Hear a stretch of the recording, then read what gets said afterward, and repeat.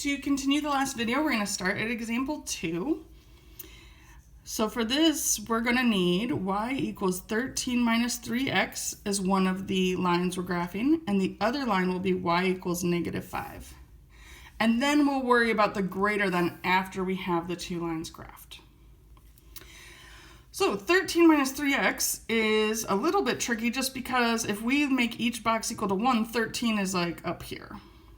So one option is to make every box equal 2, but then you would need to clearly label that on your axes.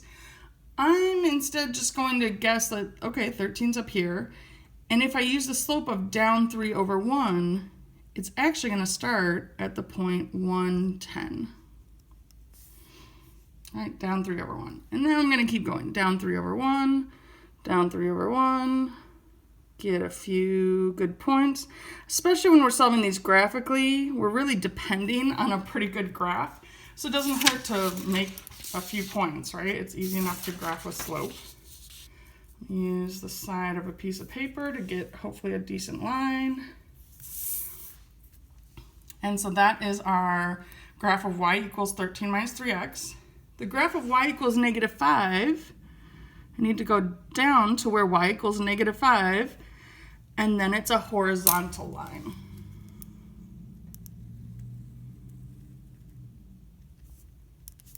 So this is y equals negative 5.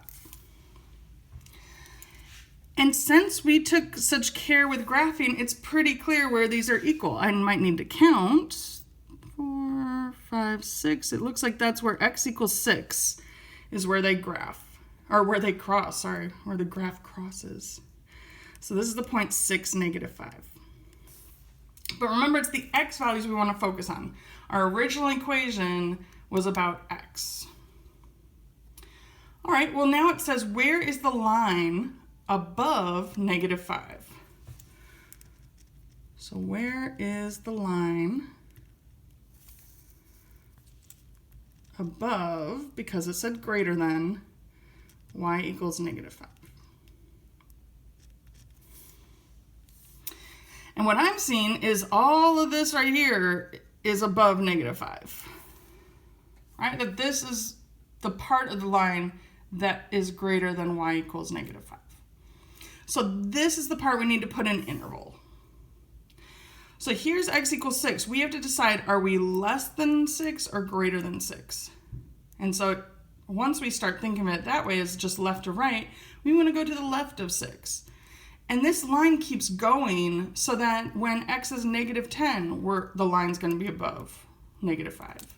So our interval is negative infinity to 6. I'm using parentheses because the inequality did not include the equal sign. Okay, let's try some more interesting functions. This time I used desmos.com to graph them, so that way we wouldn't have to worry about how to get the graph. We just worry about where is it greater than or equal to 3. So I didn't graph this part. So we need to graph where y equals 3 is, which would be a horizontal line where y equals 3.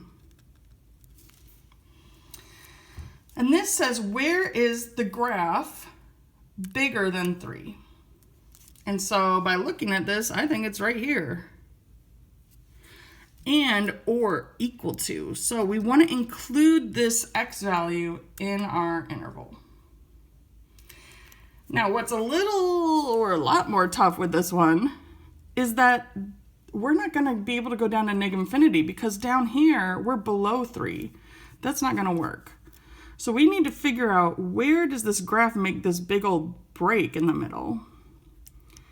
So I'm going to put a dotted line where it seems to like, I don't know, it's called a vertical asymptote, where it seems to have this big split in the middle. And it happens because you can't divide by 0. So when x is 3, this thing happens, right? And again, if you go on to like Math 95, you'll talk about it a lot more in detail. For us, we just need to know that x cannot equal 3 because that would make the bottom of the fraction 0. And then we need to figure out what this x value is, which looks like 7. So our interval that solves this equation is from 3 to 7. We can't touch 3, so that's why I used a parenthesis, but we do want to equal 7 because there's a greater than or equal to there. That was definitely a tough one. Let's go back to something that might be a little easier. Example 4 gives us a V shape. Turns out when you graph absolute value, you get a V shape. Again, like these are the kind of things you study in Math 95 and higher math classes. For us, though, we're just doing it graphically. So I'm graphing where y equals 5, because what the less than 5 tells us that I want to be below this line. And so what I'm seeing is all this part of the V is less than 5. But I'm not going to include the endpoints because it's not equal to 5, it's just less than. So now we just got to figure out what those endpoints are. This looks like -3. This looks like +2. So our interval, our solution, is the interval -3 to 2. So that's not a point, that's an interval. It's the places where x can be between.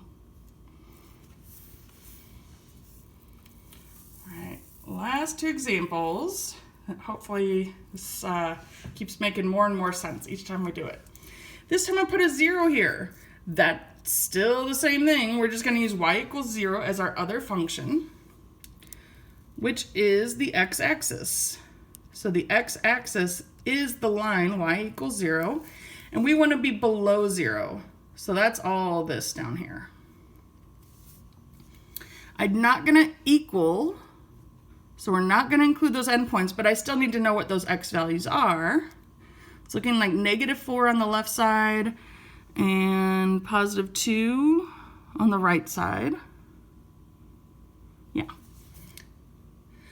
So now, oh, well, that's basically the interval right there, -4 to 2. That's where this parabola is below 0. So the solution interval is -4 to 2. Last one. This is an example of being able to solve now cube powers. We don't have a quadratic formula for when it's cubed. There is one, it's really, really messy, so we don't even learn about it. But this wants to know, when does this cubic function, when is it below y equals 1? All right, so I draw y equals 1.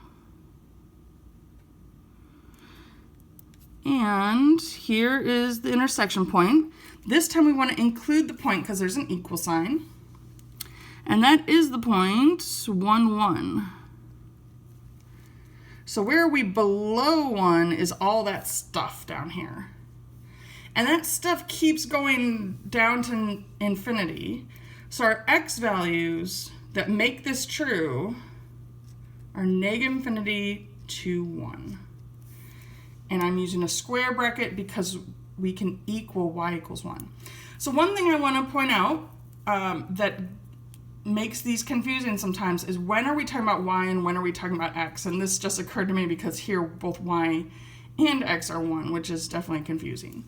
So when it's the function, we're talking about the y values. But in the solution, we're talking about the x values. So one of the things we need to sort of wrap our minds around is, when are we talking about y and when are we talking about x? And that'll help you really throughout this chapter and future algebra classes.